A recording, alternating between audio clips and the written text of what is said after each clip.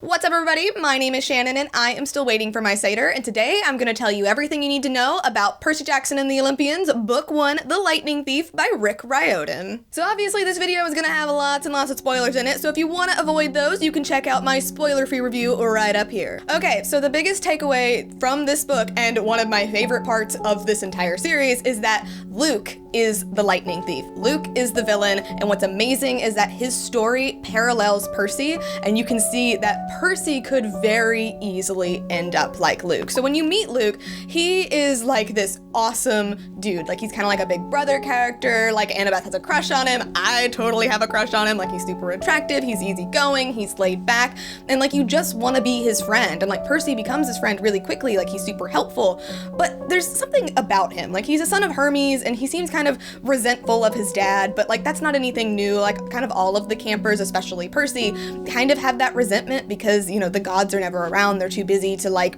be with their children, that kind of stuff. But we do learn that like Luke went on a quest and it went badly, and because of that, nobody has gone on a quest since then. And that's how he gets the scar on his face, and he just kind of has a little bit of a chip on his shoulder about that. He doesn't really want to talk about it. We also learned that he was one of the campers who Grover originally brought on like his first expedition. It was him, Talia Grace, and Annabeth Chase, and Talia, being a daughter of Zeus, actually died on that mission and became like the tree on Camp Half-Blood Hill. And because of that, Luke has a lot of resentment and a lot of darkness building up inside of him, which made him the perfect target for Kronos, who is going to be our big bad of the series, to whisper in his ear and to twist that to his own gain.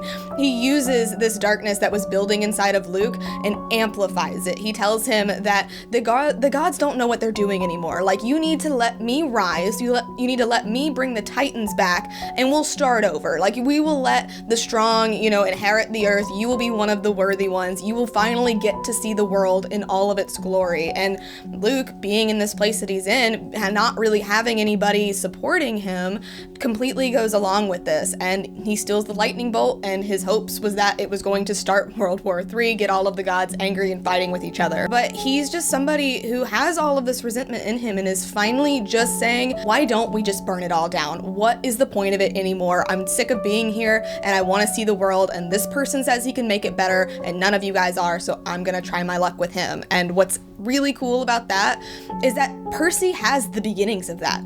In this story, like, even when I was doing a podcast called Explain This Book to Me, my co-host Dale said that like, Percy is somebody that you're not quite sure if he's good or not, because Percy doesn't really care about like the overall story, about like the overall prophecy. Not really until like up until like the very end of this first book does he care about that stuff.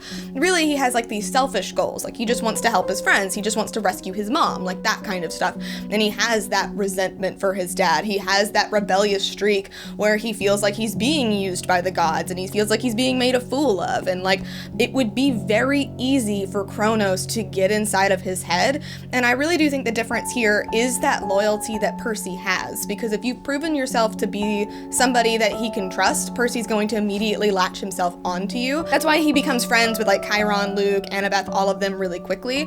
I wonder if Luke had revealed himself in a different way and tried to bring Percy over to Kronos' side if this series had gone very, very differently, because Luke was his friend, and if Percy hadn't have thought that Luke had gone off the deep end, hadn't thought that Luke had betrayed him, I honestly do think Percy might have sided with Kronos, because what has the gods ever done for him? He gets to meet his father in this book. He is pretty distant. He does kind of learn that it's not anything against him, like it is just kind of how the gods are, but I wonder if this friend that he thought that he had showed him that there could be another way if Percy wouldn't have gone that route, which is very, very interesting to see. And it really sets up this cool dynamic that we get to have going into the rest of the series. Like, we learn about Percy's fatal flaw being loyalty and just all of that kind of stuff. And it makes me very excited because Luke's story is one of my favorite stories just of all times.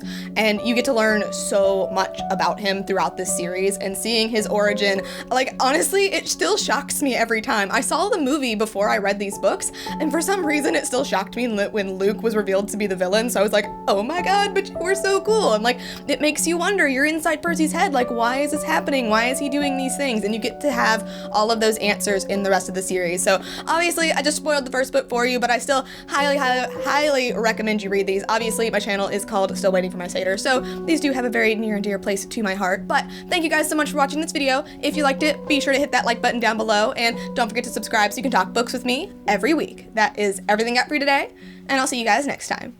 Bye!